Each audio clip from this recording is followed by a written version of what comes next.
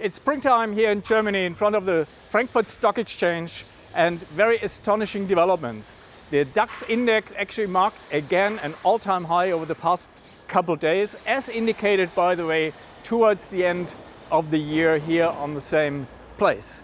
And that is quite astonishing, especially on the background that we have erratic political developments and erratic economic developments. First of all, there's the Trump administration with almost daily changing tariff politics and other implications for the global political system.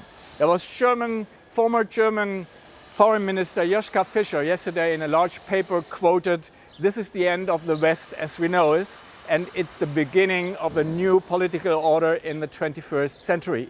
There's a lot of truth to that. If you look at China, if you look at the China-Russia relations, if you look at the European-US relations and the US-Asian relations. So that's what we have to look at in the financial markets. What are the implications of the political change? What is the economic situation? The economic situation hasn't been good. We had minus 0.3% growth in the US in the first quarter. Germany is still sliding along the 0% growth line, and the outlooks are constantly revised downwards. We only again have a 0% growth outlook for Germany, a 0.5% growth outlook for the US, and only 3.8% outlook for China. So the economic development is getting slower, the political environment stays erratic, and we have to discuss what are the possibilities out of this for markets, companies, and earnings. Implications of the new political order on a global basis are that we get new trade flows, a different inflation picture, lower commodity prices, as we see in the oil price, which has come down astonishingly, and a differentiated inflation picture, which leads to a differentiated central bank policy. The problem with the US is that the tariff discussion Donald Trump initiated actually leads to higher inflation expectations. So economists revised inflation rate for the US, inflation rate expectations up to 3 or 3.5% into the next year, while as here in Germany and in continental Europe, we quite have a stable inflation pictures around 2.1, 2.2%. That's why the European Central Bank could actually lower rates, and Jay Powell in the US refrained from lowering rates, and he basically withstands the political influences that Trump has been trying to implement. So what it means is we get still around 4% for the 10-year Treasury in the US in the expectation, and very much lower rates here in Germany. So interest rate differentials are widening, which could actually lead to a stabilizing dollar.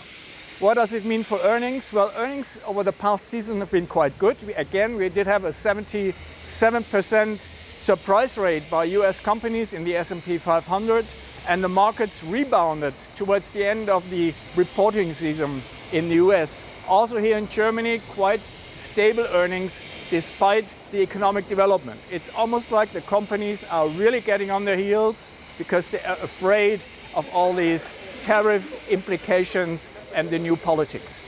That means earnings came in quite stable. Outlooks for earnings on the Frankfurt Stock Exchange are stable, 1,500 euros per index, and even 1,600 into next year. And also for the US, we have $300 per S&P 500 index, and into the next year even a tick more. It's a 10% growth expectation, again, for earnings in the US, slightly below that for European earnings. That means actually markets are quite or better valued than they used to be before the correction. We have a mid-10th PE here in Germany for the DAX index, and we have the low 20s now in the PE for the S&P 500. So if economic environment stabilizes, then earnings can actually rise more, and markets can actually again rise, and we can expect towards fall a new all-time high for the DAX index here in Germany. So with more attractive valuations, as we said, the US in the low 20s, here in Germany the mid-10s, so 15, 16 PE for European indexes, we can actually do some reallocation in assets on a global basis. First of all, we have to look at we continue to look at Europe, the DAX with an all-time high and relative strength on a global basis. We expect into fall this development to hold, and we still expect European assets to outperform. On the US side, it is well possible that the V-shaped recovery we see continues, because it looks like President Trump will always implement business-friendly policies before he does more tariffs. So he basically rode back in terms of very high tariffs, and if he adapts further in politics, EU assets can actually continue the rebound. So still holding US assets as a basis is a probability, or is a high probable investment into fall.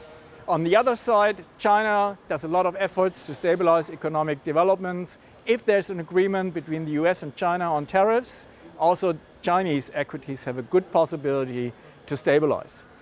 If we assume that business will win over politics into fall, it's still a case for equities based on better valuations, and we can profit from global politics, from the global conflicts, and we can actually see some positive developments in risky assets.